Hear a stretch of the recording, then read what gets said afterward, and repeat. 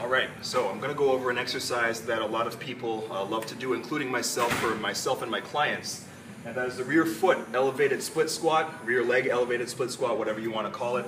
Great exercise for the stabilizing muscles of the inner thigh and of course the quads and glutes to get properly activated. And there's a lot of different methods of technique to use, but I'm going to go with the most commonly used one, the one that I recommend with my clients, and show one little caveat that I made a change to that's going to help a lot of people, hopefully. So,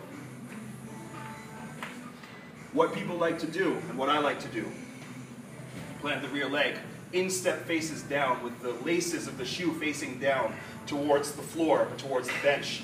And you go through the movement something like that. Very simple, very straightforward. But here's where the problem lies, is the fact that for a lot of people, that's a pretty standard level bench right there, and I stand 6'4" myself.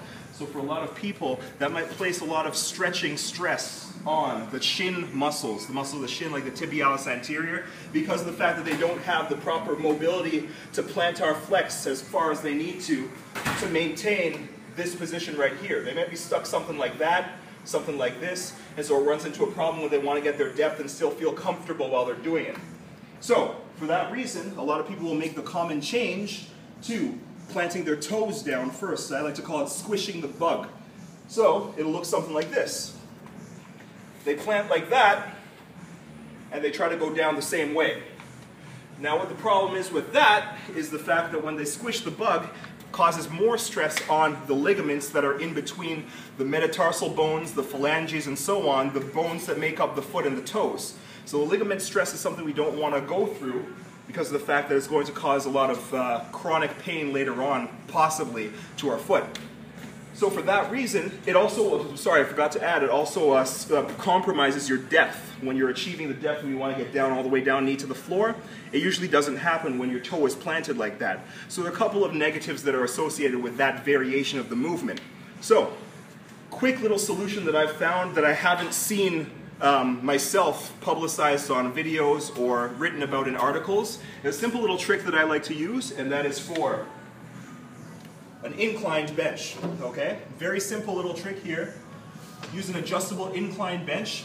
Standard bench here, I have a round edge. A lot of benches will have a flat edge, which is even better in my opinion, but I'll use this one for now. What I do here is I incline it to the first notch below the parallel. So I incline to the first notch up, and now I have a little bit of a fulcrum, I guess, so a little bit of a hinge point around which my ankle can travel, around which my shin can travel, and it allows me not to have to go through a crazy stretch because it's angled upwards towards my ankle, and I can sit in it more comfortably because now my laces can face down right into it, and I can push into it a little bit too. So it's going to look something like this.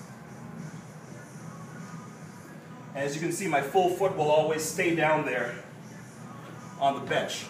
So, easy little solution there, and it helps fix things up a little bit. You notice that this bench stays a little bit taller than that bench as well. It's a little bit higher. So shorter people, or even regular height people, will have a problem with that adjustment. So what you see here is that I've just put a little bit of a riser here and made the elevation so that it mimics the same amount of distance that I have to travel from one height to the other height.